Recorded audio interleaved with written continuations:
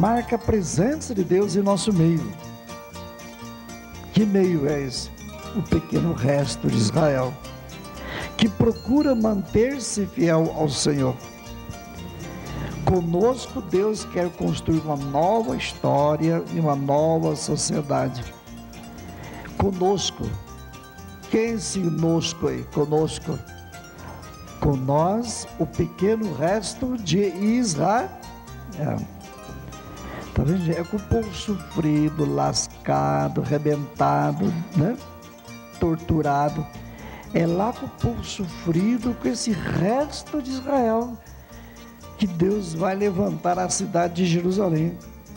Salvação, o caminho da salvação não passa pelo caminho oficial, pela história oficial, né? Por isso que o resto de Israel, que não é história oficial, a história oficial é lá, né? O Herodes, Pilatos, né? São os grandes. Acho que é o momento em que damos graças ao Pai por meio de Jesus, o centro da história, no Espírito Santo. Nossa oração feita de agradecimento e súplica é momento de discernimento e de compromisso com Jesus, seu projeto. A gente, dentro da oração eucarística, oração pessoal, oração de grupos, né? Enfim, dentro da oração, é momento que você está discernindo e se comprometendo com Jesus. Jesus irá pôr às claras quem somos e o que fazemos para construir a sociedade em histórias novas. Aí vai ver no Evangelho isso aí, né? Jesus vai colocar às claras, né? Porque João Batista que vai preparar o caminho de Jesus. Ele vai batizar no Espírito Santo, né? É uma nova vivência, é uma totalidade, né? Então ele vai colocar bem claro quem é quem, né? E a partilha do pão da vida nos ensina a partilhar os bens da criação, na justiça, sem violência e no serviço aos marginalizados. As autoridades políticas, os soldados, né? Não usar de violência. O Sofonias, ele viveu numa época em que o povo estava à beira da ruína. Gente, a ruína, veja nessa palavra que está lá no texto de vocês, lá, né? O Senhor revogou a sentença contra ti. Quem que colocou essa sentença? Era o rei Manassés. O que o rei Manassés fazia? Ele estava deixando o povo, né? Os povos vizinhos, as culturas vizinhas, dominar Israel. Ele colocou lá a deusa Astarte em Jerusalém, levou o povo à adivinhação, levou o povo à magia. Então tudo contra Javé. Então você imagina um monarca, um rei, trazendo o paganismo para dentro do povo de Israel. Foi um desastre total. Então você imagina o resto, né? Como é que o povo era massacrado.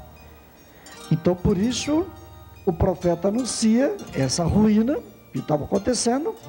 E o profeta Sofonias, ele vai trabalhar com o rei Josias. Aí o rei Josias fez uma reforma litúrgica. O povo foi massacrado, foi deportado para Babilônia várias vezes, gente, por falta de consciência religiosa do povo, falta de firmeza, adorar os deuses ídolos. O povo descambou, como está acontecendo hoje. O que acontece? O povo é deportado, é levado para o exílio.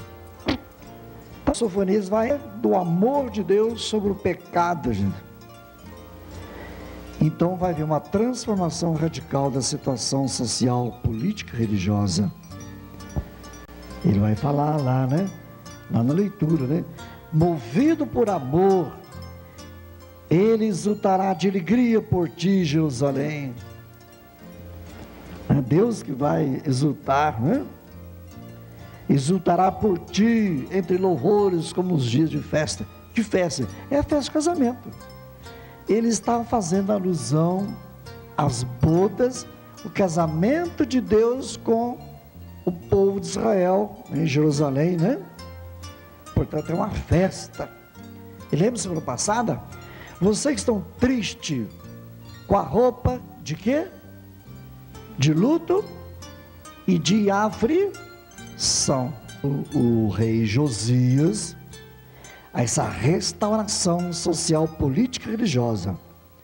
E então, eis o motivo pelo qual ele convidou todos os povos do país a se alegrarem.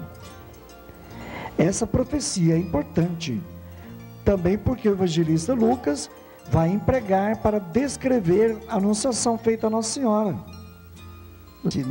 Não temas. Aí o anjo falou, alegra-te Maria, não temas. O que o anjo falou? Exatamente. Não está lá no profeta Sofonias? Pois é, o Senhor está contigo. Então são as mesmas que o anjo vai dirigir a Maria. Porque Lucas se serve da profecia de Sofonias para anunciar que essa profecia, que é a primeira leitura, realizou em plenitude com a encarnação do Filho de Deus, né? Através de Jesus de Nazaré, Deus veio de fato habitar com o seu povo e trouxe a salvação com a qual proporcionou a plenitude da felicidade. A palavra plenitude da Bíblia, qual outra palavra? A gente canta, depois do ato penitencial, a gente canta o quê? Canta a palavra glória, exatamente, doxa, significa plenitude. O Senhor está contigo. Por quê? Lá em Sofonias, o que ele falou lá na leitura do número 17? O Senhor teu Deus está no meio de ti. Ele descreve aí, o Senhor que é Deus está no meio de ti, mas ele está no meio de ti de que jeito? Ele é como um valente guerreiro. De repente perceber, por isso que João Batista depois foi reforçar Jesus. Ele falou, eu batizo um água, mas ele batiza no fogo. Ele vai usar uma espada, ele vai separar pai de filho, filho de pai. Há muitas alegrias que não são cristãs. João Batista nos indica um caminho que permite que o nosso coração seja inundado pela verdadeira alegria. Basta que preparemos a vinda do Senhor na nossa própria vida, mediante o que deve acontecer em nossa vida? A partilha dos bens com os pobres, a recusa, isso que vai falar para os soldados, né? Então a alegria do cristão tem sua fonte, como está na primeira e segunda leitura. Deus, o Senhor, está no meio de nós. Na missa, o Senhor esteja conosco. A gente pensa, o desastre do nosso meio, é o pecado que está no nosso meio, é a violência no nosso meio, tudo. É o dinheiro que está no nosso meio, é as lojas que estão no nosso meio, né? É o churrasco que está no nosso meio. A gente pensa em tudo. A palavra vai falar que Deus está no meio, no nosso meio. Como que a gente tem que mudar? Então a gente fica com desespero diante de uma doença, diante de uma morte, coisas. Catástrofes sempre vão acontecer. Mas reze, o Senhor está no nosso meio. Ponto final. Mataram a minha mulher e 5 filhos meus, o Senhor está em nosso meio. Ponto final. Então a gente valorizar, tá? A missa não é invenção, coisa tão bonita, né? Então quando vocês respondem, o Senhor está no meio de nós, né? De que o mal foi vencido. Por isso que falou lá em cima, né? Ele revogou a sentença contra ti. É onde mais? Nunca mais temerás o mal, gente. Gente, o que era o mal, gente? Era a política e a religião casados juntos. O rei de Israel é o Senhor. É Deus. Então o profeta Sofonias já estava profetizando, o próprio Deus ia nascer no meio de ti, como rei. Então, mas ele veio como um valente guerreiro, gente. Então, assim, tem porque Jesus pegou aquele chicote lá, tinha que pegar mesmo, né? E Jesus falava bravo com os fariseus, né? Os religiosos, foi coisa. E João Batista, mesma coisa, né? Vai ver no evangelho de hoje aí, né? Ao povão, né? Repartir o que tem. Aos soldados, não usar de violência. Aos juízes, né? Os delegados, os herodianos, né? Não, como lá o São Mateus era, os cobradores de impostos, né? Não cobrar mais, portanto, não explorar. Então é todo um trabalho, né, de edificação, de elevação. Então o Evangelho vai apontar para nós as 3 atitudes, gente. 3 atitudes lá. Compartilhar os possuímos, não praticar injustiças e não oprimir ninguém. Tá bom? Vamos lá agora. Vai ser o nosso rei. Ele vai, ama-te, Jerusalém. Ele vem com um valente guerreiro. Beleza? E partiu com os pobres, né? Número 4 lá. Ali vai citar 4 coisinhas que estão no texto aí, né? Esse rei de Israel, que é Deus, que é Jesus, ele é o juiz que anula a sentença lá. Deus revogou, Deus... A gente falar isso para o povo ninguém entende, revogar. Troca a palavra. O Senhor anulou a sentença de morte, né, de opressão contra ti, afastou os teus inimigos, né? Então ele é o juiz que vai anular a sentença que o rei Manassés, né? A sentença do rei Manassés, Deus vai anular, né? Essa podridão política, né? Religiosa. Ele vai forçar os inimigos a se retirar, não é isso? E afastou os teus inimigos. Gente, afastar o inimigo, portanto, é expulsar mesmo, não é beijar, né? Nossa Senhora não beijou a cobra não, filho. Pisou na cabeça da serpente. Lembra? É o dragão do ter, poder e saber. É o Apocalipse. Então nós temos que destruir o mal, lembra? Tirar o mal pela raiz. Então, esse rei, ele vai forçar os inimigos a se retirarem. Ele vai vencer os opressores. E ele vai vencer porque ele é rei que está no meio de ti.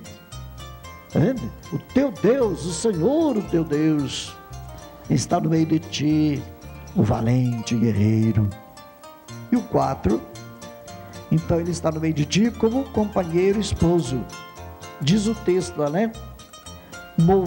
Movido por amor. Aí está sentido a vida, a união conjugal. Esse rei, o profeta Sofonias então fala: agora nós temos o rei nosso, não é Antônio, nem Joaquim, nem mais ninguém, é o próprio nosso Deus, o Senhor, valente, guerreiro, mas ele é amoroso, ele vem casar conosco, né? Ele é o nosso companheiro, ele está no meio de ti. Aí você entende por que Jesus não podia nascer adulto. Para estar no meio do povo, você não pode chegar assim já formado, grandalhão, adulto. Você tinha que nascer nas bases, nascer no meio de ti. Então os reis de Judá, sobretudo Israel, né, mostraram-se incompetentes, gananciosos, corruptos e opressores do povo. Então, gente, foi uma tristeza, né? O rei Manassés lá, né? Foi um desastre nacional, né? Foi uma destruição. Então, a vítima foi o povo. Os que foram levados para exílio, sobretudo os que ficaram na terra, desorganizados, explorados. Não é nem guerrilha, não é nem violência, e nem a fuga. Então João Batista foi claro, ele veio trazer, levar o povo para o deserto, né, gente? E suscitar uma esperança ali, e apontar, isso o cordeiro aí, né? Javé, não sei, Javé vai reabilitar o povo, gente, isso é que ele queria, né? Então o terceiro domingo do advento é o domingo da alegria, liberta os cativos. As pessoas bem situadas da Babilônia não quiseram retornar, tá vendo? Então ele vai libertar os cativos, os que voltaram, e organizar os que ficaram no país, dando-lhes uma nova identidade. Lembra essa tal de identidade, hein, gente? O nome de Deus antes lá era Sedecias, Javé é a minha justiça. E o profeta Jeremias, né? Fala, não, Messias, que Sedecias? Javé é a nossa justiça. E domingo passado, lembra? O nome de Deus lá, ele vai ser paz da justiça e glória da piedade. A identidade, como é que é importante o nome de uma pessoa, né? O cordeiro vem de cordes, exatamente uma pessoa amorosa, uma pessoa de coração. O cordeiro, eis o cordeiro, eis a pessoa amorosa. Estou traduzindo a palavra, né? O que eu devo fazer? Vai perguntando, e você vai responder, você vai encontrar a resposta. Então, para o povão, João Batista diz o quê? O que devemos fazer? Então, para construir uma nova história, é necessário partilhar. A partilha é o primeiro requisito da construção de uma nova história, gente, né? Desde a criação. Então, gente, então não se trata de dar esmola. Quem tem duas túnicas reparte pela metade que possui, dando uma a quem não tem. Tá vendo? Então, por isso que João mostra como surge uma nova sociedade, uma nova história, completamente diferente da história oficial. Na história oficial existe a ganância, existe o acúmulo, né? E a história da salvação é todo mundo viver na igualdade. Então, partilhar os bens da criação. Justiça. Então, converter-se significa entrar na justiça do reino e não se limitar à justiça. Vai dizer, né? Então, não tomar pela força o dinheiro de ninguém. Portanto, o abuso do poder não leva a construir uma sociedade de histórias novas. Veja como é que é prático, não? Ao poder político, ao poder econômico, né? E ao povão. Gente, o povão aí partilhar os bens da criação. Número 14, Jesus vai eliminar o mal. João Batista então fala lá, né? Pois é, eu batizo vocês com água, apenas é um gesto, é um rito, né? É um símbolo. Mas aquele que é mais forte do que eu, tá vendo? Nem sou digno de desamarrar suas sandálias. Vamos ligar para a leitura lá? Ele vai vir valente guerreiro, certo? Com a pá na mão, ele vai limpar sua eira e recolher o trigo no celeiro.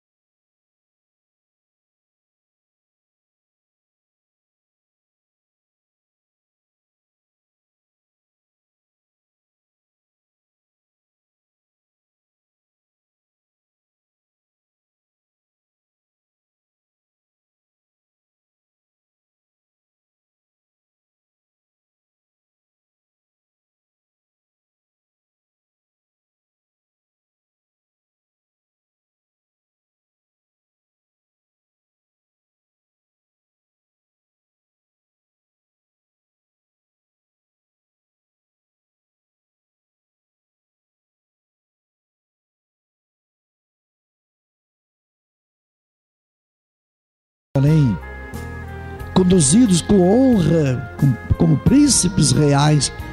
Pois imagine, gente, por isso que dá força, né? Você vai investir e tal, mas não é vestir, gastar, né? E com milança no Natal. Você vai investir na alegria, você vai investir na bondade, você vai investir, né, no prazer comunitário, numa festa, pode ser através do presépio, na celebração da missa, enfim, né, visita às casas, visita aos doentes.